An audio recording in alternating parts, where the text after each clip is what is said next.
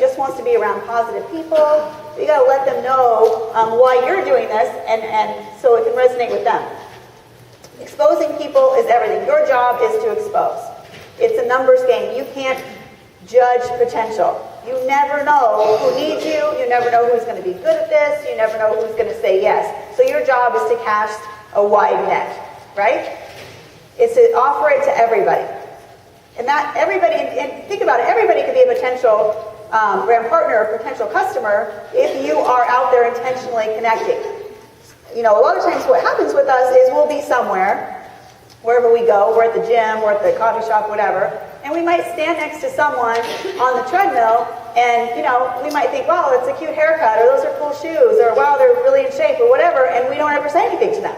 We kind of stick with our own deal, right? We're in line at Starbucks, we notice the person behind us, something about them, whatever it is, we don't say anything. We get a really good cup of coffee from the barista, she does a great job, she's got a great smile. We don't say anything. But what if we flipped that a little bit and made intentional connections? So when you're on the treadmill with someone, you might say, hey, those are groovy shoes. Where'd you find those? And they're going to go, oh, what? Neat, my shoes? Oh, thanks. I just got them. You should go get them. They're on sale, whatever. And you can strike up a conversation. Or the barista. Have you ever told her that she makes a great cup of coffee? Have you ever told her that you look forward to seeing her when you come in at 6 in the morning and she's happy? Have you told her that you don't understand that on any level? Right? So get in the habit of intentionally connecting. So you don't have to go out of your way. You can weave this into what you're already doing. How many times do you go to the bank and you get your transaction with the teller, even if it's in the drive-thru, and you never say anything about Nerium? Well, what if you did? What if you just said, hey, you know what? I noticed that every time I come in here, you're always so nice when I do my transactions. I don't know if you've ever heard of Nerium or not, but I'm a brand partner and I'd love to give you a sample. If I gave it to you, would you use it? Give me your feedback. Or hey, I noticed that you're sitting around waiting for someone to come to the drive-thru. How about reading this magazine? Or whatever. Right? Are you leaving your magazines at the doctor's office? Because I'm going to tell you that people are tired of reading highlights. Okay? Do something a little more interesting at the doctor's office and at the dentist and everywhere you go. When you go on an airplane. All of the things that you do, you can weave Nerium right into it. The problem is that we just don't think about it. Or we're not prepared. So I'm just telling you that if you change that a little bit and you're prepared, you always have stuff in your car, magazines, flyers, cards, whatever, maybe a bottle or two, and you make it your intention, when you go out for the day, I'm going to find 2 prospects. I'm going to give out 2 bottles today. I don't know where, I'm just going to give out 2 bottles. And then you make that intentional connection. One of the worst things you can do when you're out there cold prospecting is you have 20 seconds in front of someone and you try to sell them on Nerium. And I see it all the time. Like, it gives me hives. Like, hey, you got 5 seconds. Hey, have you heard of Nerium? No? Okay, here's a bottle. Oh, thanks. Like, give me a credit card. No, that doesn't work. You have to build it. We're in the relationship business. So, what you can do when you go out to dinner, for example, is start talking to the waitress right away. Start talking to her. Hey, how long have you worked here? Do you have any kids? Maybe she comes back with your drinks. You know, you just start having a conversation. And you're going to tell, you know, how she feels about you and the way that she corresponds with you, right? Some waitresses are going to sit down and talk to you. They're going to tell you their life story. Some people aren't going to be that interested, whatever. But your job is to make that connection, to find the bridge. Do you guys know what a bridge is? Find the bridge. Find the commonality between you two. You got kids, I got kids. You like soccer, I like soccer. You live in Gig Harbor, I live in Gig Harbor. Whatever. Find the bridge. And then, by the end of the meal, she's going to be much more open to you talking to her about Nerium. And remember, you're not going to ask her for anything, you're going to offer her something. So you might say at the end of the meal, you know what? It was really cool hanging out with you. You offered great service. I love dealing with people like you. I don't know if you've ever heard of Nerium or not. It's that one-step anti-aging treatment that everybody's buzzing about. If I could get you a bottle from my car, would you use it for a few days to give me your feedback? I think you'd really like this stuff. And she's going to be like, wow, yeah, of course. Thank you so much. You're so nice. I can't believe for me. Right? That's how it works. She's going to be more open to hearing what you have to say about Nerium when she already has a connection with you. So if you're not having success cold prospecting, check there first. Are you taking the time to make an intentional connection? When you go to the barista, you know what? I have to say, I've been coming in here for my coffee for the last 2 months, and I've never told you, but I really do look forward to seeing you. You always make my latte just perfect, and you're always so happy, and it's so early. I love it. I don't but I'm a brand partner, and shame on me for not mentioning this to you earlier. But I'd love to get your feedback if I got your sample to try for a few days. Would you use it and let me know what you think? Of course she will, because she likes you now. You just gave her a genuine compliment instead of just trying to bombard her with asking her to buy something. Do you see the difference? It's really important that you get that. It will 100% improve your recruiting. Amateurs convince and professionals sort, and you have to have a big list. Not just the low-hanging fruit, you guys. I know we all do it. We write down 5 or 10 names of the people that we feel most comfortable to talk to, and then if they say no, we're devastated. Why don't we make a big list? And we're going to hear no's, but we're also going to get some yeses. You got your chicken list, the people that you're afraid to talk to. Maybe you have your upline help you with that. Or figure out why you're afraid. What are you afraid of? Are you afraid of the no? Are you afraid of being embarrassed? Are you afraid of being judged? Find the bridge. What do you have in common with that person? What's that person's hot button? And offer it. If they say no, they say no. You're no worse off than if you never offered it. But if you don't offer, somebody else will. And then they're going to show up at a regional. Happens, doesn't it? Yeah. I also want to say this about just this business in general. Did you guys know that anybody in here crab fishermen? Probably not. Probably not crabbers in here, are you? Kansas. That's right. I don't think this works with cows, but I'm going to just go with... Yeah. Okay, well, go with me on this crab. So if you're crab fishing, you have these big crab pots, right? And you dunk them in the water. You put some kind of bait in there, like usually it's chicken, like raw chicken or something like that. You dunk the crab pots, and then you come back a couple hours later, and there's a bunch of crab. Well, did you guys know that the crab can get into the crab pot, they can crawl right back out? Did you know that? There's not a trap door. What happens is the first crab goes in and gets the bait, and the other crabs see it, they all go in, they all go in to get the bait too. And then pretty soon there's a bunch of crabs in there. If one crab tries to get out, they attack it. All the other crabs attack it. And if it still continues to try to get out, they'll kill it. They'll rip off all its arms and legs, like, you're not going anywhere, pal. No, you're staying right here with us. Now think about that. Similarly, the people that we care about sometimes get a little crabby with us. When we try to go off course, when we try to go a different way, when we go maybe away from the traditional business or what they think we should do or how we should do it, we say we're going to go this way and be entrepreneurial, we're going to go follow this dream, we're going to go take care of this business, and some of our friends start trying to pull our arms and legs off like crabs. But they do it emotionally. I'm not kidding. They tell you that you're not going to make it. They tell you you're silly. They tell you that it's a bad idea. They tell you they're not going to support you. And emotionally, they pull off your arms and legs. And then you're left going, sort of, right? You have to weed through those. And when you're prospecting, you're going to find some people that get a little bit crabby with you. But guess what? You have to be more tied to your dream, more tied to your vision, more tied to what you know is true to, like, waddle out of there. Just keep going. Okay? Just keep on your path. Don't let that deter you. We already talked about this 2-a-day, so I'm not going to talk about it again. Okay, so basically what prospecting is taking people from not knowing about Nerium to knowing about Nerium. That's your job. From not knowing to knowing, whether that's a bottle, a video, a meeting, a call, or whatever. And taking what you know to be true and your belief in what you do and transferring that to somebody else. Because they don't know what you know, right? They have preconceived notions about what this business already is. Because they've either had a bad experience in a previous company, right? They've got the gradual of inventory, they've been involved in something, they were promised the moon, they got nothing, whatever. And when you bring up direct marketing, they automatically put their wall up, don't they? Like, oh no, this is, no, did that, not doing that again. But they don't know what you know. They don't know the differences between what Nerium is and whatever they were experiencing before. So you have to transfer that belief. Probably one of the best lessons I ever learned in this industry is about overcoming objections. It's probably my favorite thing to teach. So I'm going to I'm going to talk about it for a second here.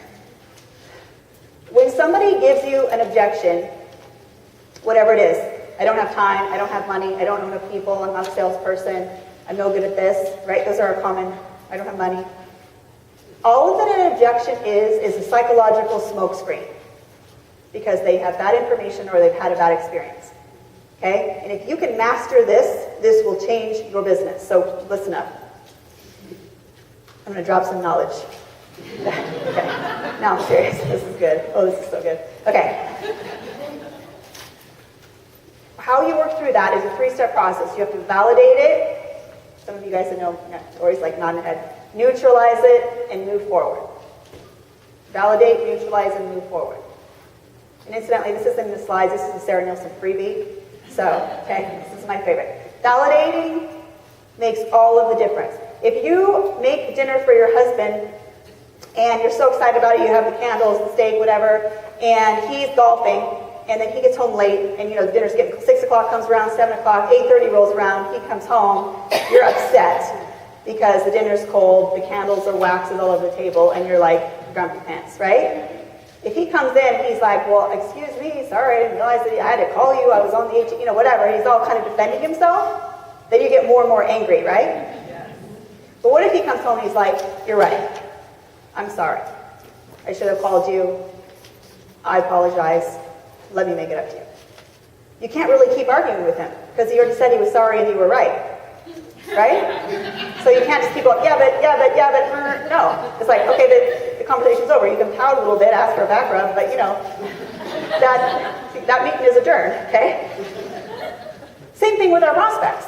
If someone says, I don't have enough time to do this business, and you say, oh yeah, but you don't really need that much time. That's the beauty of this business. You can only do it like an hour a day, then you can make it a bunch of money. I only do it an hour a day, and I get a Lexus, and then guess what? I know someone who knows someone who knows someone who's like 5 stars. She's making like $50,000 a month, and she only has an hour a day. It's crazy. So I think you really need, they're still like, yeah, but I don't have time. I don't even have time to listen to you right now, much less have time to do this business, right? But what if when someone says to you, I don't have time, you said, I appreciate you sharing that. I get it.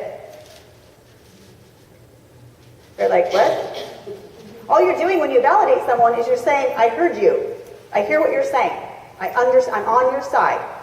I'm not about to argue with you. I'm not going to defend myself. I hear you. But then you take it a step further because you have so much conviction for what you're about to offer that you neutralize that objection. So for example, I don't have time. Okay, I appreciate you sharing that with me. But let me ask you this. What if this was an opportunity for you to find the time for things that are important to you? They can't come back and say, yeah, but I don't have time. I appreciate you sharing that with me, but what if this was a way for you to find time for the things that are important to you? They can't keep coming back with the same objection, you see? I don't have any money. I appreciate you sharing that with me. Thanks for the honest response. Let me ask you this. How do you feel about that? What if this was an opportunity for you to not have to say that anymore? I don't know enough people. Hey, I appreciate you sharing that with me. Thanks for bringing that up. I felt the same way when I started. I didn't know enough people. But if I could show you how you could be successful without a roster of friends, would you be interested? I'm not a salesperson. I appreciate you sharing that with me. Thanks for the honest response. I'm not a salesperson either. That's the beauty of this. But if I could show you how to be successful without having any sales skills, would you be open? Do you see how they can't keep giving you the same objection because you basically took it off the table? But you didn't solve the problem for them, and this is the key. Because it's a smokescreen. It's not really about the time or the money or the salesperson, is it? It's about the belief. Like, I don't think I can do it. I'm afraid of failing. So you take the objection and you keep doing that until you get to the root of it. So the whole thing would look like this. Sarah, I don't, that's all great for you and stuff, but gosh, I just have no time to do that business.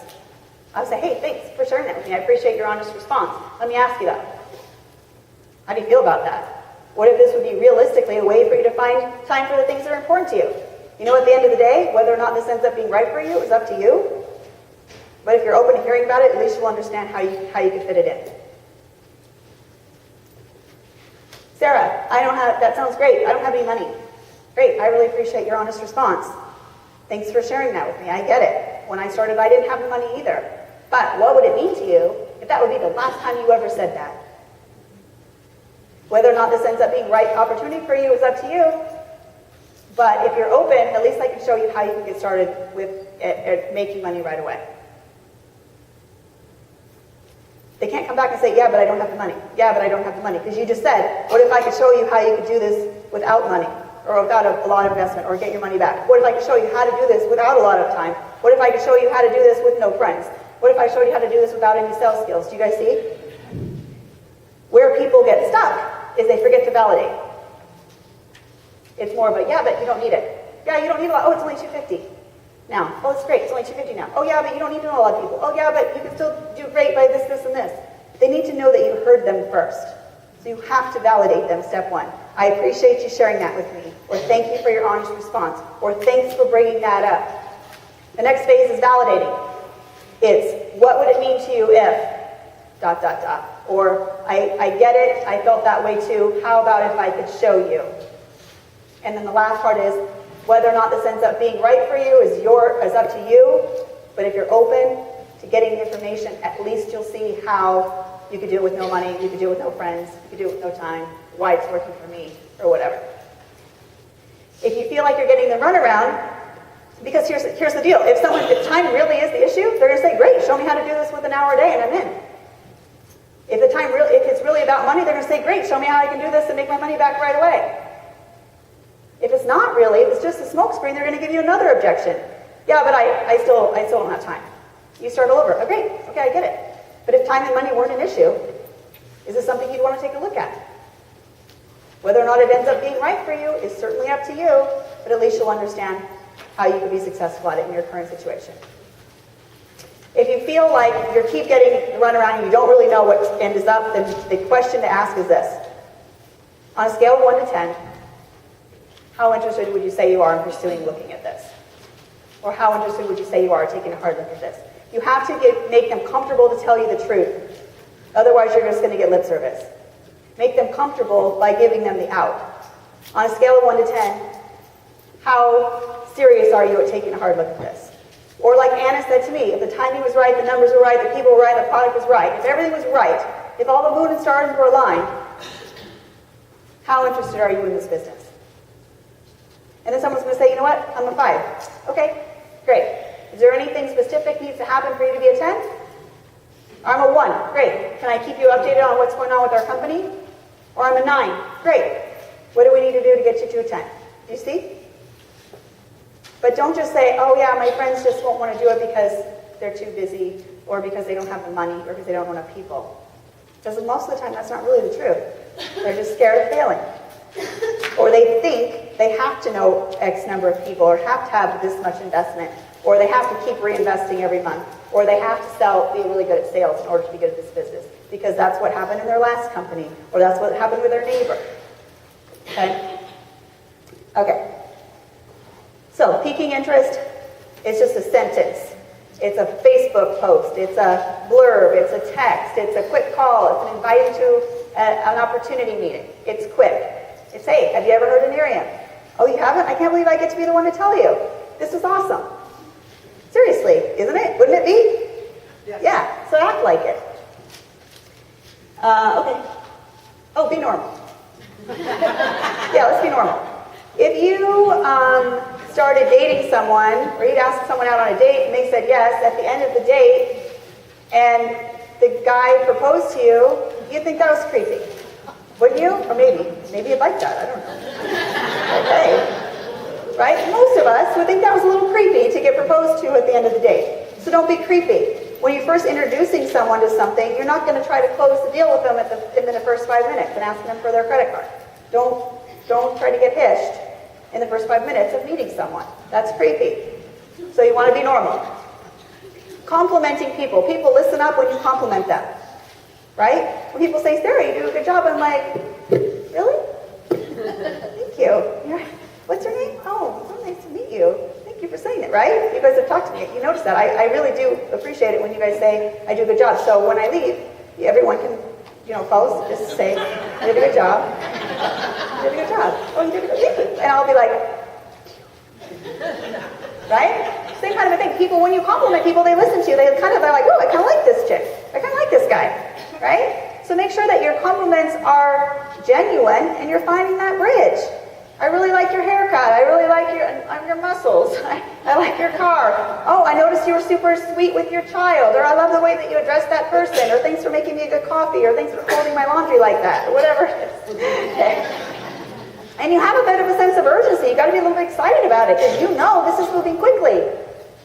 So you gotta let people know that. They don't know. So you're like, oh my gosh, I can't believe I get to be the first one to tell you about this. This is awesome. Listen, I gotta run right now, but would you give me your email real quick? I'll just send you a quick video that kind of tells you a little bit about what's happening. If you like the video, we'll go from there. I always say that. If you don't like the product, it's a moot point.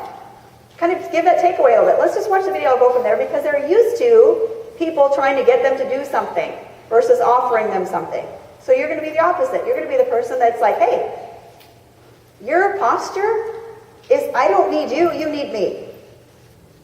I don't need you, you need me. I already get it. I'm already going. I'm already there. I'm already on board. I got my seat on the bus.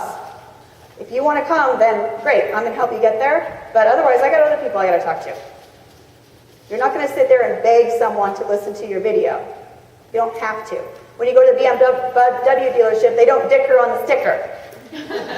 You know why? They don't have to, because it's a BMW. People that are in that dealership, they want a BMW. They're not trying typically to decide between a BMW or a Yugo. It's like, I'm going to go, you're shopping for a BMW, you're shopping for a BMW. We don't have to dicker on the sticker.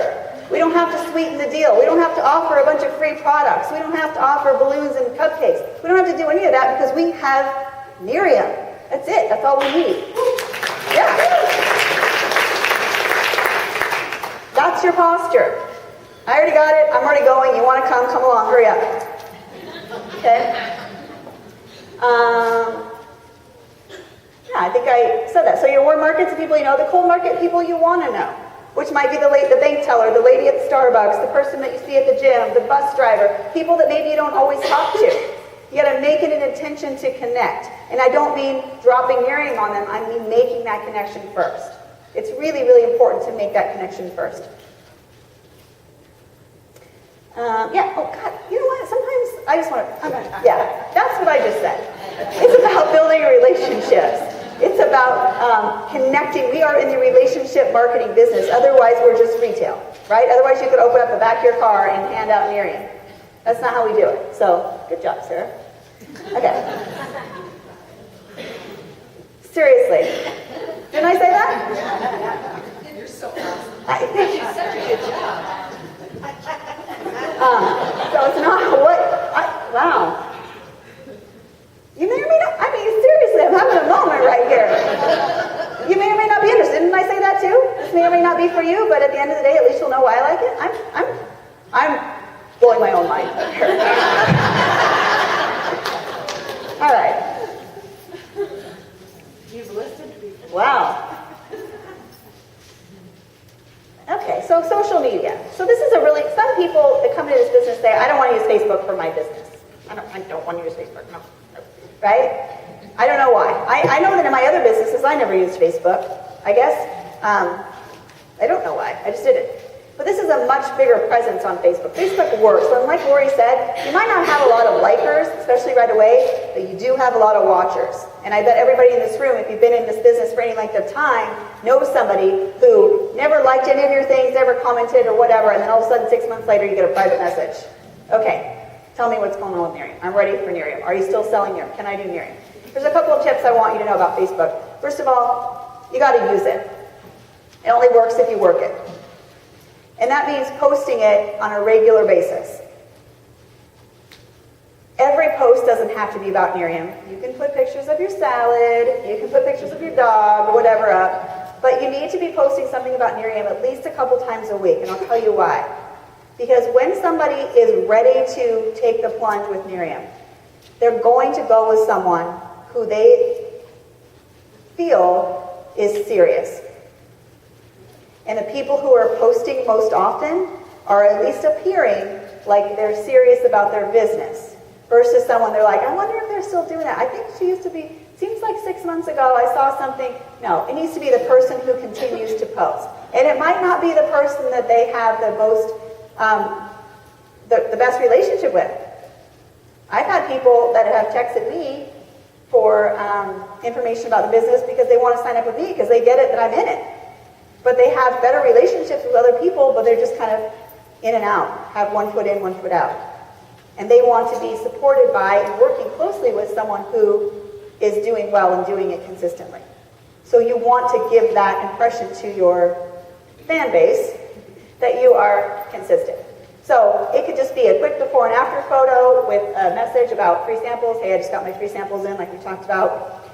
It could be, EHT coming out, so you put up a couple things about EHT. It might be a trip. It might be a picture from conference. It might be a testimonial from a friend. One girl on my team, she's the #1 person to get preferred customers on our team. You know what she does? She takes her PCs and she takes a little video with her phone, like a 30-second video. Tell me why you like Nerium. Or tell me what Nerium did for you. She just takes a 30-second video on her cell phone and then she posts it on her Facebook page. It's pretty cool. Yeah. And she would, do one a week or whatever, just a different random person talking about the results they're getting from Nerium. Pretty powerful. So that's awesome, and obviously it's working for her. And just don't be wordy. People aren't going to read a 3-paragraph post, but they will look at a photo. So I encourage you to use those before and after photos. Make sure that they're in compliance. Make sure that they're something that you either got off the Nerium Facebook page or someone that you trust to know that it's the right. We're not making weird claims. We're not having pictures that came from some random place that have nothing to do with Nerium, but someone put Nerium on them. No pictures of Ray Liotta or anything like that. Okay. So make sure that they're in compliance. But use that social media. I just posted a message to my team a couple weeks ago. I went through all my brand partners and was kind of making a note of where they all came from. I had more brand partners join my personal organization that were Facebook acquaintances than I did of my friends and family, like my real friends and family that I talk to on a regular basis, which was interesting to me. Third-party tools, videos, magazines, we talked about that. Be the messenger, not the message. Simple, duplicatable. Fancy doesn't duplicate. And I know sometimes, especially if you're creative, you want to do something super cute and super cool. You want to make Nerium cake pops, and you want to do, have a parade and pass out. You want to do it all. I get it. And bless your heart. But that's not duplicatable. Because then you're only going to attract people that like to make cake pops.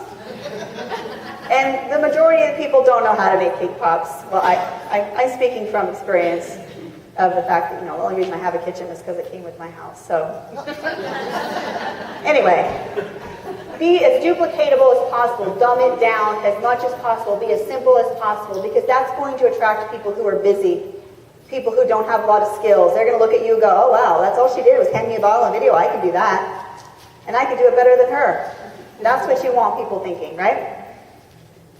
Make sure you label your tools, your name, your phone number, your email, your website, whatever information you want. However you want to be reached, make sure that information is on there. If you want people to call you, put your phone number. If you want people to email, put your email. If you want people to go to your website, put your website.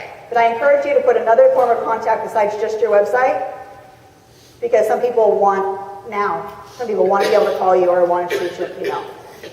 And just put a little label on your magazines. Also label the DVD that's inside the magazine, because sometimes they get separated. And also label the actual bottle, not the box, but label the actual bottle of product as you're putting that out, and any other CDs that you give out.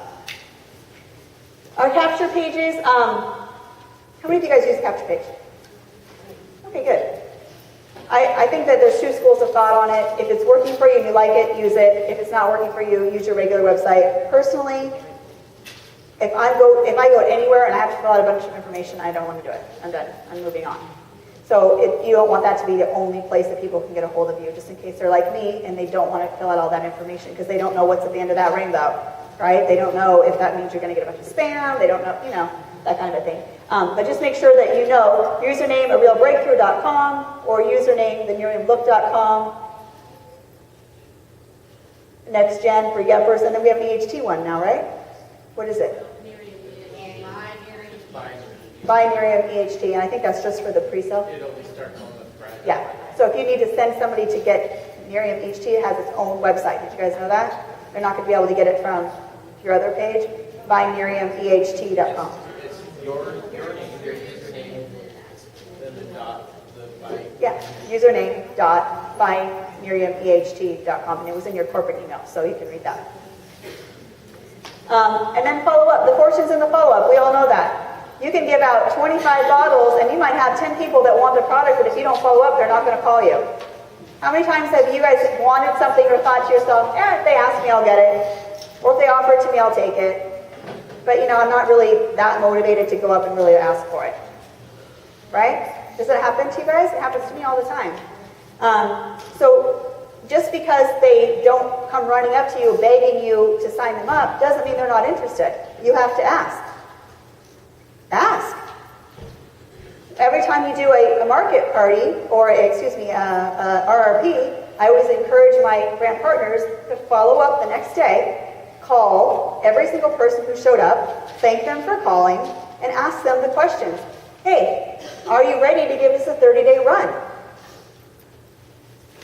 Yes, they're going to say yes or no. And are you at all interested in any information about the business side of this? And if they say no to the 30-day run, doesn't mean they won't say yes to the business. And vice versa, right? So ask the 3 questions.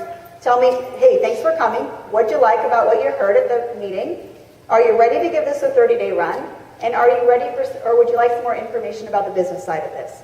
Encourage your brand partners to call every single person who showed up at their launch and ask them all of those questions the next day. That's follow-up. And if they had any questions, 3-way. If they are ready, sign them up. If they want more information about the biz, then give them another tool or invite them to something else. Follow through that circle process that we're talking about. But you have to follow up. If you don't follow up, somebody else is going to. Has that happened to you? Where someone goes, oh yeah, I got a bottle from somebody like 6 months ago. And they don't even remember who gave it to them, and the person never followed up, and now guess who's following up with them? You are. And then they're showing up at the market party with you, and that person's like, dang, what? Missed that boat. Now make sure you follow up. Obviously, I need to look at these slides before I start talking.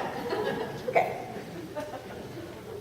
Okay, the 3-way call. Also, this is kind of important too. So, anybody in this room a little bit uncomfortable with a 3-way call? Be honest.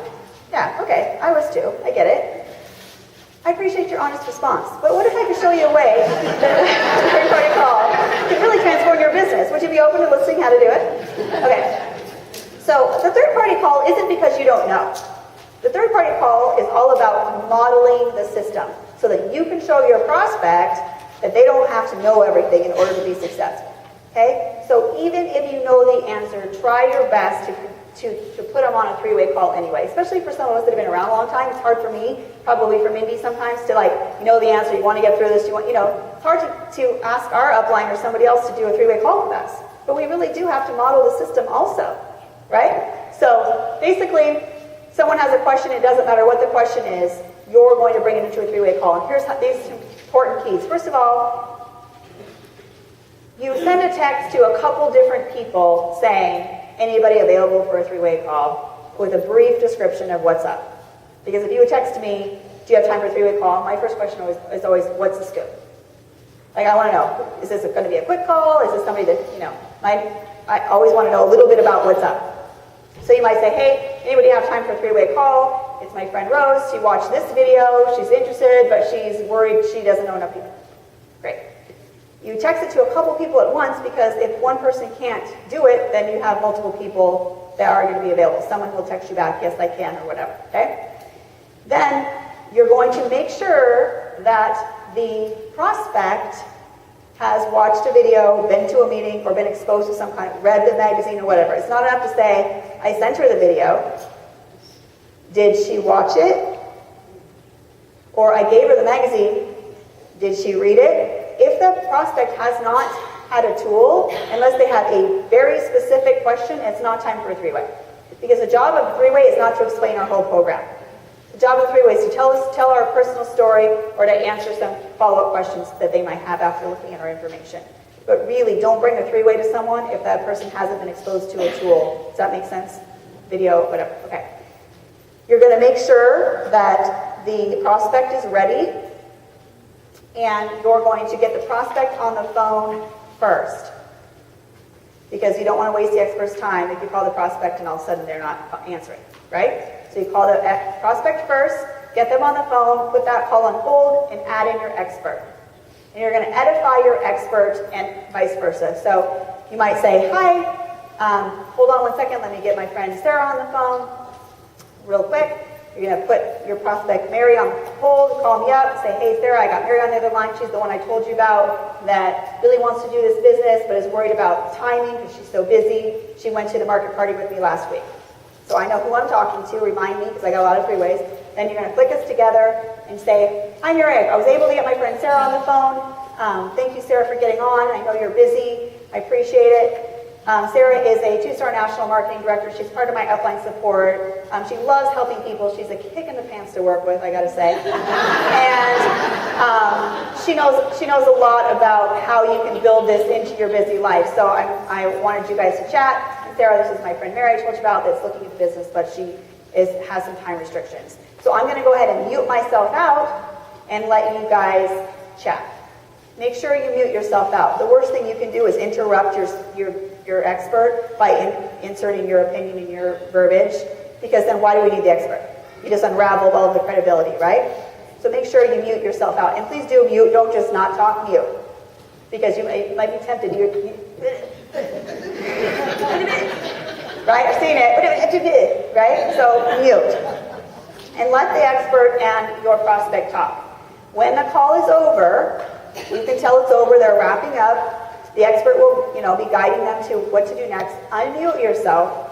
Thank the expert for their time. Thank you so much for your time, Sarah. I know you're busy. I really appreciate it. And Mary, I will follow up with you tonight. Or Mary, I'll follow up with you tomorrow. And then the call is over. You don't want to hang out and stay on the phone. Sometimes I can hear them still, hey, Mary, hang on a second. Okay, thanks, Sarah, bye. Hold on, Mary. And I'm like, because they can unravel everything you just did. Right? So that call is over when the expert and your prospect are done talking. And if you need to call them back later, call them back later. But that particular call, we're all hanging up at the same time. Does that make sense? Okay. So to recap that, make sure that your prospect has been exposed properly, has taken in the information. Make sure your expert is available. Make sure that your prospect is on the phone first. Make sure that you edify your expert to the prospect so they know who they're talking to and why they should listen. And then when that, mute yourself out, and when that call is over, it's over. Those are my tips on that. And I bet the next slide's going to say all that. You guys watch.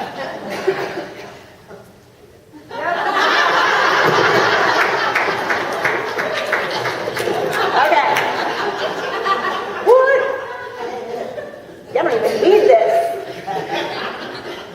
Okay. And then you're going to just follow them through the system until they're ready to sponsor. Okay, so they may not say yes after that call or after that meeting. They might still need time to think. Well, then give them another tool, or give them, keep them moving through the cycle. You want to have as many people in your funnel at a time as possible. So that way, when 3 or 4 of them drop off, or 3 of them, 4 of them sit on the fence for 2 months, you still have more people that you're working with. If you only have one prospect, it's a tough place to be, right? Because it's like you call them every day, you're waiting, like, when is she supposed to be, or she's supposed to call, she doesn't show up to the market party, then you're like wondering, what does that mean? Is she's not into this anymore? And then you're calling her, and then she sent you like one, liner text back. She's like, oh, sorry, I missed it, I was busy. And you're like, what does that mean? And you're giving her all your attention. You're like, but I mean, my 30 days is almost up. I need one more person. This isn't good. But if you have 10 or 20 people that are all in this cycle somewhere, and someone kind of flakes off on you, you don't care, because you got more people that you're working with. But when you have all your eggs in one basket, that's kind of all your success is on someone else's shoulders. That's not a very good place to be. So keep bringing people into your funnel. And here's my other tip about that. If you don't have any prospects, or if your prospects are slim, this works 100% of the time, so write it down. I might have told you this last time. Lori already knows what I'm going to say. It's called 21-5. How many of you guys, anybody, did I say this last time I was here? 21-5? Okay. 21-5. And what that means is you're going to expose 5 new people a day for 21 days in a row. And if you do that, your funnel will be full every single time. So anytime you've got a lull with prospects, you don't know where to go, Start with 5 new prospects every day for 21 days. And that 5 prospects might be 5 Facebook messages to 5 different people you haven't talked to yet. It might be a couple people that you talked to 3 or 6 months ago. It might be, 1 or 2 live people out and about, cold prospects, and two people from, high school, whatever. But the key is 5 prospects in a row, or 5 prospects for 21 days in a row. And what probably happens is at about day 7, you start going, wow, she was right. I got all these prospects. And then you don't do day 8, 9, 10, 11, 12, 13, 14, 15. So don't do that. Don't jump off the roller coaster. Commit to the 21 days. Your funnel will be full. And one of the things I learned from Danny Gasney, he might have said it while he was here, is to write down every place that you've ever worked, every place you've ever lived, and every place you've ever went to school. Even if you only lived there for a few minutes, even if you were only in school there for 1 day, like you did, and every place that you've ever worked, lived, or gone to school in your whole life, write it all down, and then go back and write down every person you can think of that's associated with those places. It's a really good memory jogger, because you're not thinking about the little girl you used to play with across the street when you were 5. But guess what? She's in a rut too. Almost everybody is of some sort. Do you think that her life is like all roses and rainbows? Do you think that she has more money that she knows what to do with? Do you think all of her relationships are perfect? Do you think she loves her job? Do you think she gets to travel the world at a whim? Maybe not. So would she like to hear from you? Were you guys friends when you were 5? Yeah, she'll like to hear from you. So you send her a quick message like, it takes 5 seconds to find her or him on Facebook, right? And you'd be like, hey, I don't know if you remember me or not, but I'm Sarah. We lived across the street from each other in Manchester back in the 70s. Do I have the right 80s? Do you have the right person? Email me back. I want to make sure I have the right person. Or text me back or Facebook me back. I want to make sure I have the right person. And then they're going to go, oh my gosh, Sarah, you were so much fun when you were 5. Thanks for getting back to me. Wow, girl, what are you up to? Well, funny you should ask. Right? It's easy to start that connection. You're finding the bridge. We both lived together. We used to play in the hedge together. Build little forts with brooms. Okay. And then we talked about this a little bit too, but as you enroll your BP, you do want to encourage that upgrade. And it's not about you. It's not about you making more money or getting a bigger differential. It's about them having bottles, because you know they need bottles in order to build quickly. And if their goal is to make money, if their goal is to pay off a bill or to change their life in some way financially, they're going to need bottles. So you have to instill that in them. Okay? And if there's no way for them to do it, then you're going to work with them with their launch and with their prospecting and all of that so that they can earn that money back right away and get in that Nerium Gives Back program. But we really want to let them know what's at stake if they're only doing the 250. That's our job. They get to decide ultimately, but we want to make sure that we lay it out properly. And then they need to do their new brand partner training. So this is another question we get all the time. Sarah, I signed this new brand partner. I don't know what to do. She was so excited, and now she won't even answer my phone calls. Sarah, I can't believe someone just invested $1,000 in a kit, and now they won't even talk to me. They're not doing anything. What do I do?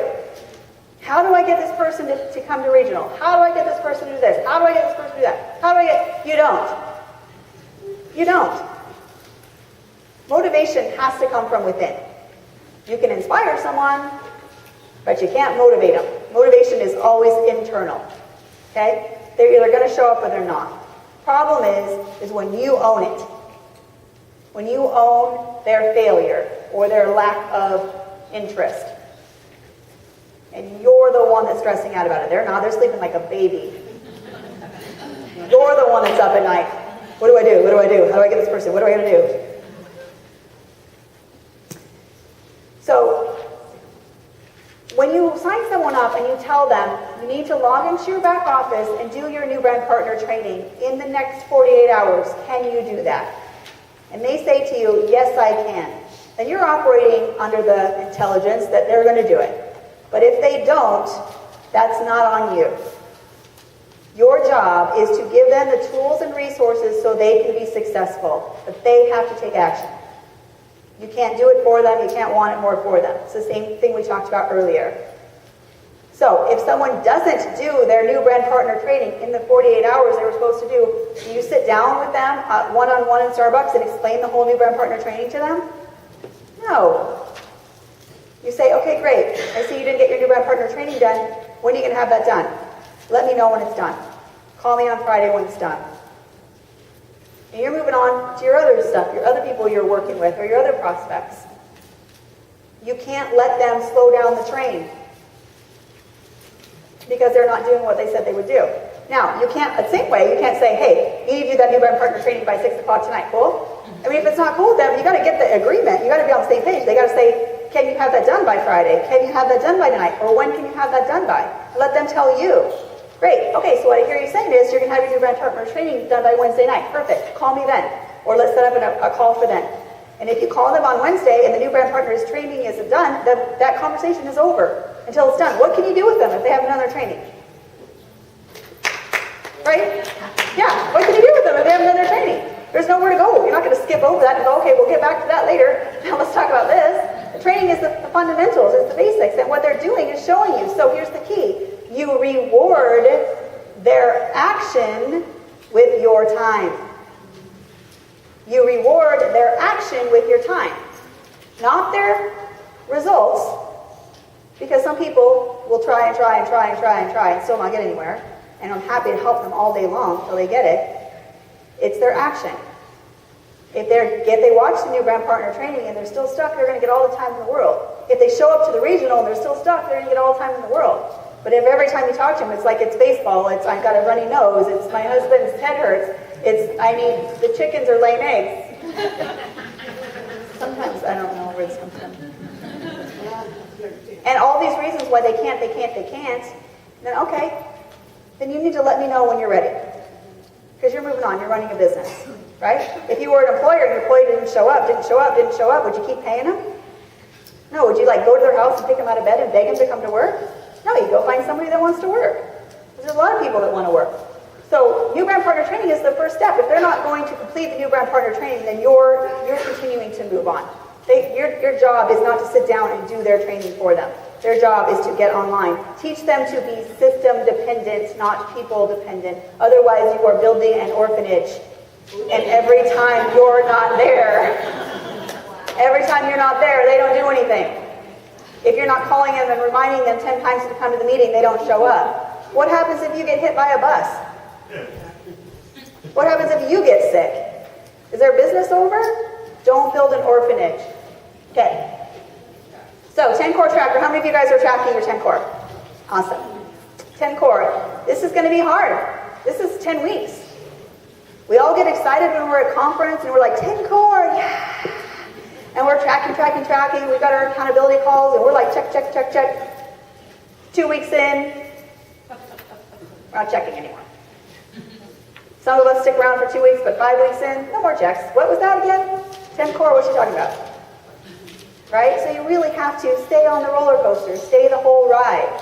10 core. And the way that your team is going to stay the course is if you stay the course and you continue to weave that mantra into your communication with your team. If every time you talk to someone on the phone, you're talking about 10 core. If all your communications on your Facebook groups and your team emails is something about 10 core. If you're showing your 10 core, your 10 pages, things that you're prospecting, showing that you're doing it, your team is more likely to follow.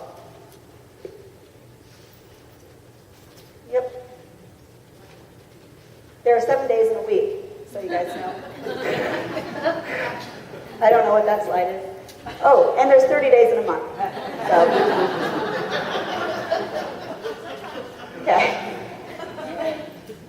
Oh, look at that. Can they take action, lead by example? I am sorry, but yep, I just said that.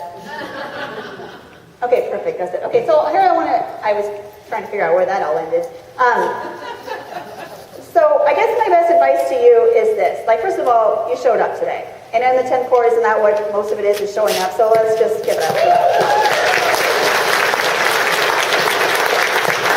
And some of you that showed up, you've heard this 100 times. So it's not like this is new. So I don't take that for granted. I appreciate you inviting me here. I appreciate you spending the time to listen. And you know, you could be doing a lot of other things. I am a believer in this industry and more so a believer in this business. And what I want to convey to you and what I want you to convey to your people is that I don't care who you are. I don't care what you have or what you don't have. I don't care what you feel like your skills are or what they're not.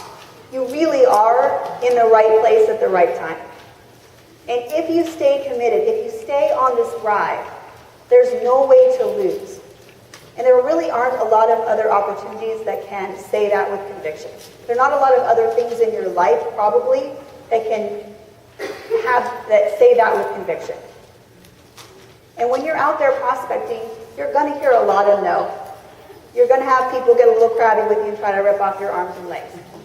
You're going to have times when you think to yourself, I'm done. I'm tired of this. I've been doing this for a year and I'm still at a brand partner. I can't get a PC. I'm buying my ADO. I've been reading my 10 core. I've been showing up at the regionals. It just isn't working. But all of the seeds that you're planting, you just really never know when they're going to sprout. You never know when someone's circumstances are going to change. You never know when you're going to sit next to that one person at Starbucks or that one person on the plane that's going to join your business and become a rock star. But you've got to be in the game. You've got to stay in the game in order to win. You've got to finish the race in order to win. And I guess that's my best piece of advice, is not to veer off and allow your inner gremlins or your crabby friends or comparing yourself to someone else's story, well, she hit NMD in 5 months, and why can't I, or whatever. It doesn't matter. Because the only person that you have to be accountable to is you. The only person who you're fulfilling those self-promises for is you. And so set those small goals. I'm going to expose 2 people today. I'm going to get 2 no's today. I'm going to get 5 no's today. I'm going to show up at the regional today. I'm going to do my 10 core today. I'm going to get 2 videos out today. I'm going to call my sponsor for a pep talk today. It's those little tiny tangible goals. When you string them all together, you're going to stay in the game, and that's when you're going to find your success. So that's my best advice to you, is don't focus on NMD. Write it down, throw it away, and focus on all of the things that you need to do, the behavior that will get you to NMD. It's not the NMD. You can't manage outcome. You can't manage results. You can only manage behavior. Right? Yes. You can't look at the scoreboard at the end of the game and fix it and change it. It's done. You can only be accountable to yourself and staying engaged in the behavior that you already know is going to get you to the NMD. And what is that? It's 10 core. So thank you guys so much for coming. I really appreciate it.